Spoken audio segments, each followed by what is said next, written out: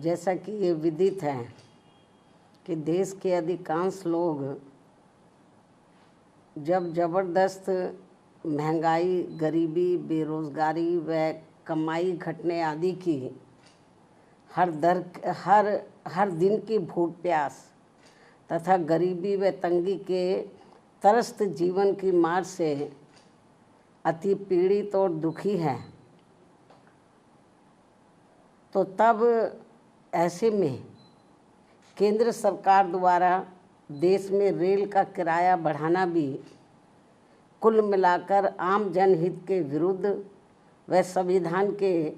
कल्याणकारी उद्देश्य की बजाय व्यावसायिक सोच वाला फैसला ज़्यादा लगता है। साथ ही सरकार द्वारा राष्ट्र प्रथम के नाम पर आम जन का जीएसटी की तरह ही रेलवे के माध्यम से भी दैनिक जीवन पर बोझ बढ़ाकर उनका शोषण बढ़ाने की ये परंपरा घोर अनुचित है, जिस पर सरकार अगर तुरंत पुनर्विचार करे तो ये बेहतर होगा। वैसे भी इस समय देश में बढ़ती गरीबी, महंगाई व सम्मानजनक स्थायी रोजगार के घोर अभाव में परिवार को पालने के लिए अपना घर-बार आदि छोड़कर पलायन करने की मजबूरी आदि के कारण यहाँ के करोड़ों लोगों के लिए ये रेल का सफ़र कोई फैशन, आनंद व पर्यटन नहीं है, बल्कि रेल का अति कष्टदायी सफ़र ये आम ज़रूरत व मजबूरी है। बल्कि रेल का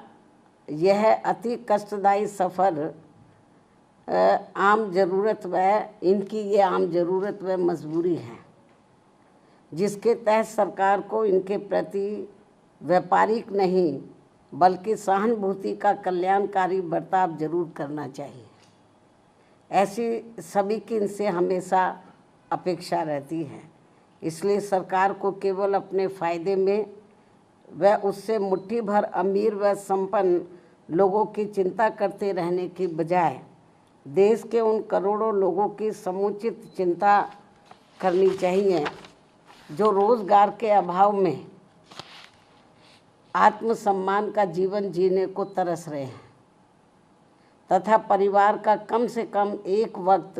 पेट भरकर किसी प्रकार गुजर बसर करने के लिए सरकार की योजनाओं का थोड़ा सा लाभ लेने को मजबूर हो रहे हैं। यही कारण है कि देश की आबादी में से लगभग 95 करोड़ लोग सरकार की कम से कम किसी एक सामाजिक कल्याण योजना का लाभार्थी बनने को मजबूर हुए हैं,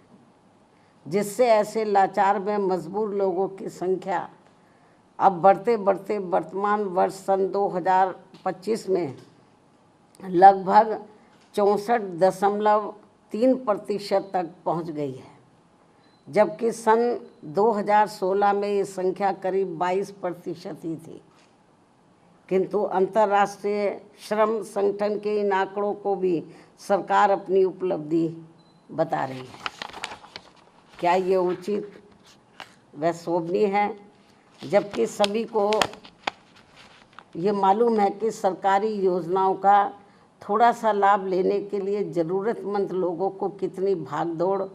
व परेशानी झेलनी पड़ती है।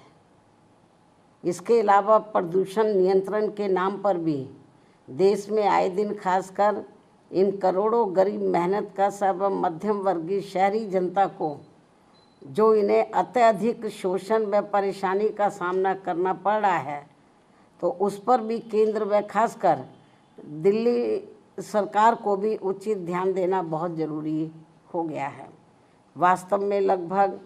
100 करोड़ से अधिक गरीब लोगों के भारत देश में वाहन प्रदूषण रोकने के लिए उसकी जीवन सीमा पर सख्ती से अनुपालन के अलावा और भी दूसरे बहुत सारे उपायों पर सरकार द्वारा अमल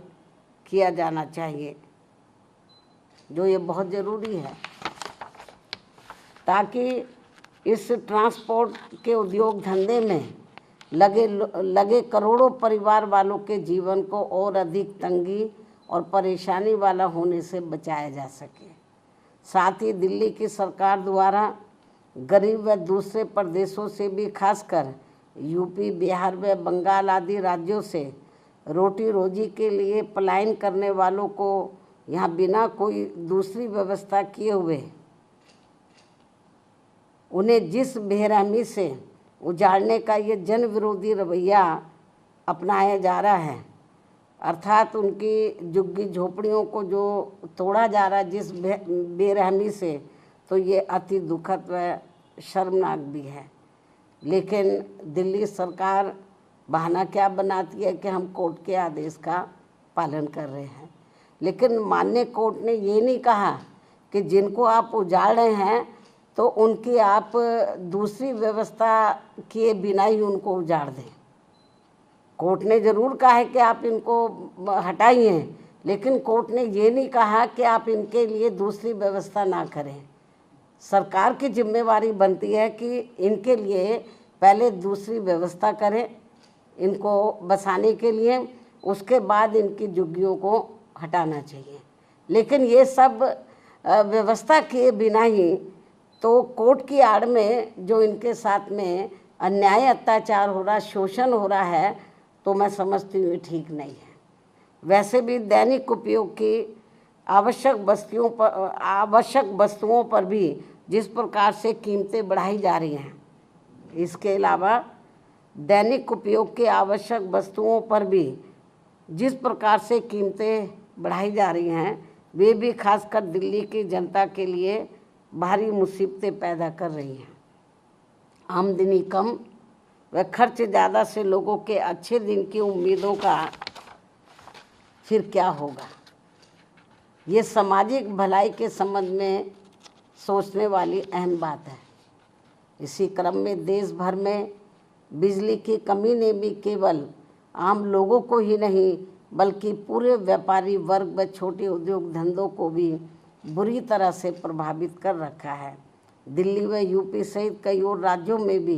बिजली के निजीकरण का उचित लाभ किसी भी ज़रूरतमंदों को संतुष्ट नहीं कर पाना भी सरकार की नीति में ये खोट व कमियों को जग जाहिर करता है, दर्शाता है। सरकार इस समस्या का भी संतोषजनक समाधान जितना जल्दी निकाल ले तो वह उतना देश हित में बेहतर होगा।